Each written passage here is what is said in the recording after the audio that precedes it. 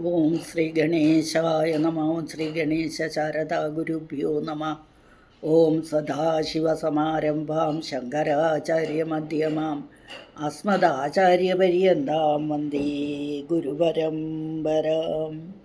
ഓം ശിവം ശിവകരം ശാന്തം ശിവാത്മാനം ശിവോത്തമം ശിവമാർഗപ്രണേതാരം പ്രണതോസ്മി സദാശിവം. ഹര ഹര മഹാദേവ സർവമംഗളമാംഗല്യേ ശിവേ സർവാർത്ഥസാധികേ ശരണ്യേ ത്രംബകേ ഗൗരി നാരായണി നമോസ്തുതേ. ഓം ശ്രീ മഹാദേവ്യൈ നമ. ഓം ശ്രീ മഹാത്രിപുരസുന്ദര്യൈ നമ. ഹരി ഓം. ശ്രീ ശങ്കര ഭഗവത്പാദ വിരചിതം സൗന്ദര്യലഹരി സ്തോത്ര പഠന പരമ്പരയിലേക്ക് എല്ലാവർക്കും സുസ്വാഗതം, സുപ്രഭാതം, ശുഭദിനം നേരുന്നു. കഴിഞ്ഞ ക്ലാസ്സിൽ നമ്മൾ 47ാമത്തെ ശ്ലോകമാണ് പഠിച്ചത്. 48ാമത്തെ ശ്ലോകമാണ് ഇന്ന് നമുക്ക് പഠിക്കേണ്ടത്. സർവമംഗളമാംഗല്യേ ശിവേ സർവാർത്ഥസാധികേ ശരണ്യേ ത്രംബകേ ഗൗരി നാരായണി നമോസ്തുതേ. സൗന്ദര്യലഹരീ കർത്രേ സർവമംഗളദായിനേ ശങ്കരാചാര്യവര്യായ യതിരാജായ തേ നമഃ.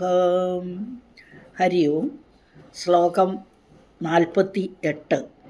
അഹസൂതേ സൗവ്യം തവ നയനമർക്കാത്മകതയാ ത്രിയാമാം വാമം തേ സൃജതി രജനീനായകതയാ തൃതീയാ തേ ദൃഷ്ടിഃ ദരദളിതഹേമാംബുജരുചിഃ സമാധത്തെ സന്ധ്യാം ദിവസനിശയോരന്തരചരീം. ഇനി വാക്കുകൾ നോക്കാം.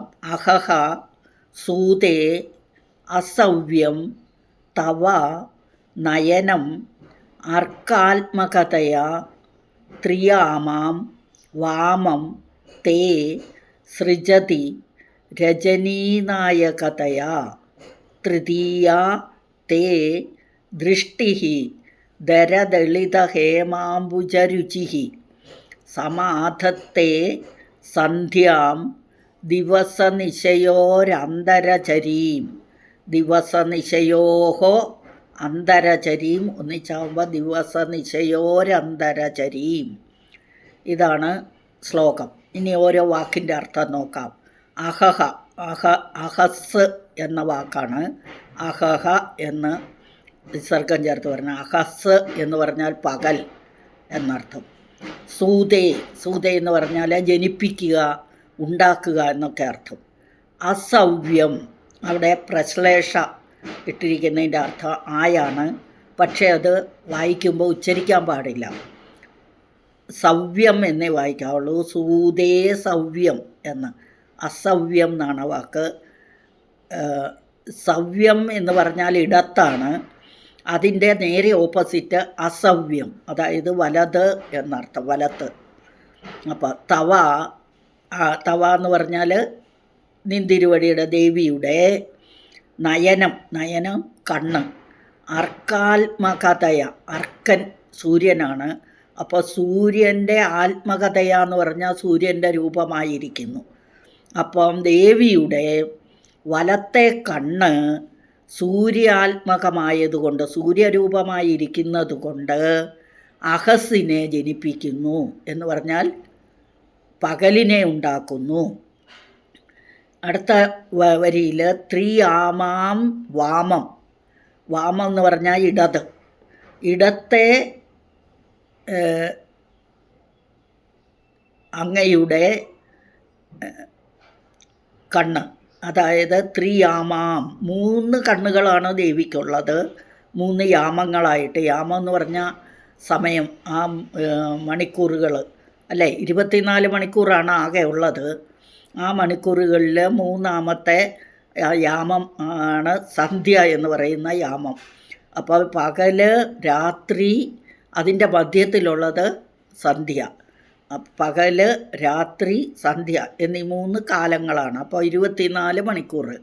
പകൽ 12 മണിക്കൂർ, രാത്രിയും 12 മണിക്കൂർ, അങ്ങനെയാണ് നമ്മൾ പറയുന്നത്. പക്ഷെ അതിൻ്റെ ഇടയ്ക്കത്തെ ആ സമയത്തെ സന്ധ്യ എന്ന് പറയുന്നു.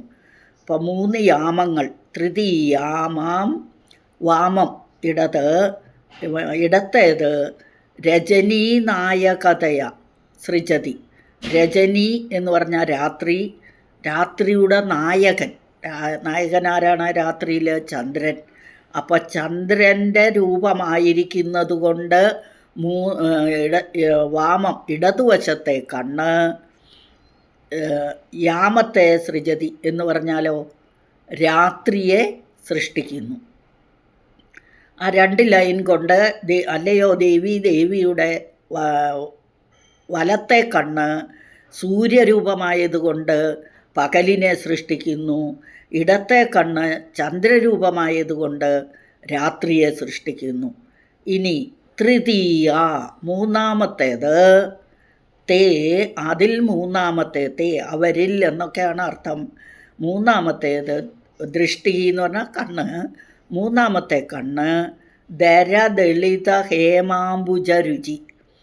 ദരം എന്ന് പറഞ്ഞാൽ അല്പം, ദളിതം എന്ന് പറഞ്ഞാൽ വിടർന്നത്, അല്ലെങ്കിൽ കുറച്ച് പിളർന്നത് എന്നൊക്കെ അർത്ഥം. അപ്പോൾ കുറച്ച് അല്പം തുറന്ന അല്ലെങ്കിൽ വിടർന്ന ഹേമം. ഹേമം എന്ന് പറഞ്ഞാൽ സ്വർണം, അംബുജം താമര, ഹേമ അംബുജം സ്വർണ്ണ താമര.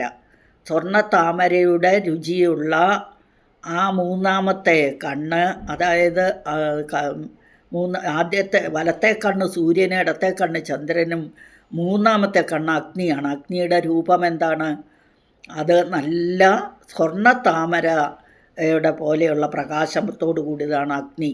അതാണ് ഇവിടെ പറഞ്ഞിരിക്കുന്നത്. മൂന്നാമത്തെ കണ്ണ് അല്പം വിടർന്ന സ്വർണ്ണ താമരയുടെ കാന്തിയോട് കൂടിയതും.